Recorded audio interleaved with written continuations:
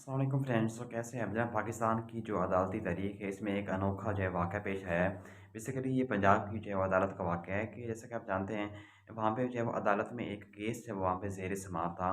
तकरीबन 15 से 16 साल का एक लड़का था, उसके ऊपर ये एक इल्ज़ाम था कि उसने जो है वो किसी तकरीबन 7 से 8 साल बच्चे के साथ जो है वो ज़्यादती करने की कोशिश की है। तो वहाँ पे जो है वो केस तकरीबन चल रहा था। तो जब वहाँ पे अदालत ने जो है वो दोनों फ़रीक़ैन को सुना, तो उसके बाद जो है उसने उनको बुरी ज़मानत जो वहाँ पे वो जारी कर दी।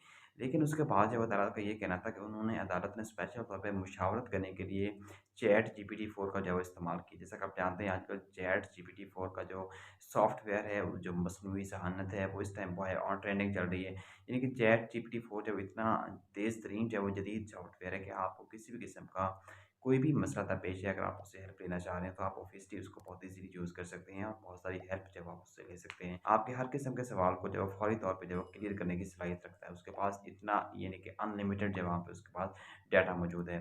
तो दूसरी यहाँ पे बात करने की ज़रूरत ये है कि जब अदालत ने ये मौक़िफ़ इख्तियार किया, अपने फैसले में ये लिखा कि चैट जीपीटी की ज़रूरत इसलिए हमें पेश आई कि हम इसको चेक करना चाह रहे थे कि हो सकता है आने वाले वक़्त में हमें चैट जीपीटी को मज़ीद जो है वो इस्तेमाल करना पड़े। उनका कहना था कि बाहर के बहुत सारे ऐसे कंट्रीज़ में जो है वो इस तरह के यानी कि रोबोट जो मसनूई रोबोट हैं उनसे यानी कि कानूनी मशावरत के तौर पे उनको जो है वो इस्तेमाल किया जा रहा है। उनका जो है वो नॉलेज वहाँ पे लिया जाता है, उनकी मशावरत ली जाती है वहाँ पे।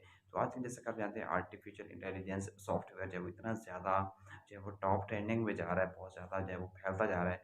आई थिंक बहुत सारी चीज़ें जो है वो जैसा कि आप जानते हैं कुछ दिन पहले बिल गेट्स ने वाज़ह तौर पे ये कहा था कि आने वाले वक़्त में हो सकता है चैट जीपीटी बहुत सारे लोगों का रोज़गार ख़राब कर दे, तबाह कर दे। उसकी रीज़न ये थी कि आने वाले वक़्त में रोबोट्स है वो बहुत सारी इंडस्ट्री में फैल जाएँगे और बहुत सारे लोग जो वहाँ पे नौकरियाँ कर रहे हैं, वहाँ पे जॉब्स कर रहे हैं, तो उनका ये रोज़गार जो है बहुत सारा करोड़ों लोगों का खतरे में पड़ सकता है।